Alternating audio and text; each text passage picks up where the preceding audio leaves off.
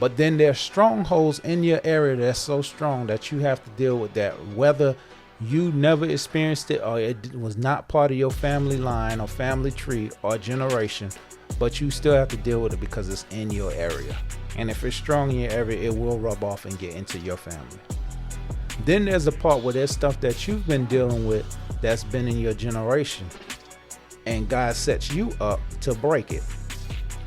When he sets you up to break it, the thing is you have to face it. And the thing that's worse about it is something that you didn't even know that you were the one set out to break it, but you don't understand why you're always dealing with it.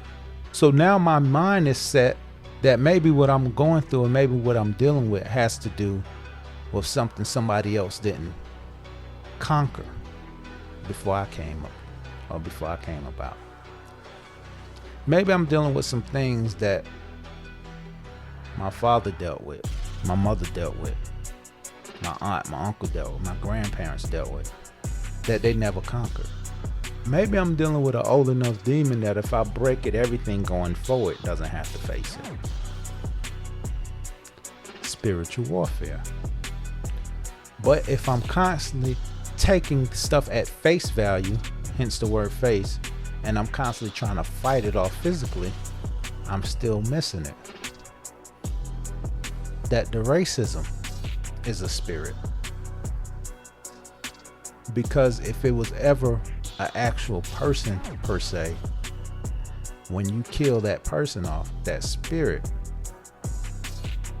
or that racism would end. But you can't continue to be in something unless it's being passed down from generation to generation. There was a story of the woman that cut the edges around her ham and put it in the oven. Daughter asked the mother, why you cut the edges around your ham before you put it in the pan and put it in the oven? She said, because that's what I seen my mother do. So then the grandmother's being asked. The grandmother say the same thing. But then when it gets to the part of the great grandma, and they asked, why did you cut the edges? She said, I always did that because the pan was too small. So I had to cut the edges for it to fit. So I cut it smaller and put it in there so it can fit. So something you've been doing all this time, you never figured out what the root was to it. And once you figured out what the root was to it, now you realize you didn't have to do that to start with. But then on top of that, with the spiritual warfare, there's so much stuff we've been doing, we've been following. We thought it was the way. There's ways that we talk. There's ways that we act. There's ways that we address people. There's ways that we address ourselves and how we carry ourselves. And this is all we know. This is all we've been doing. But no one has ever sat down and said, this is not proper etiquette. This is not the way you do this. This is not the way you do that. So if I've been in a household that's been so much drama all my life, when I get somewhere that's plain and there's no drama and there's peace, I actually will stop. And I won't feel comfortable if there's no loud screaming in the house.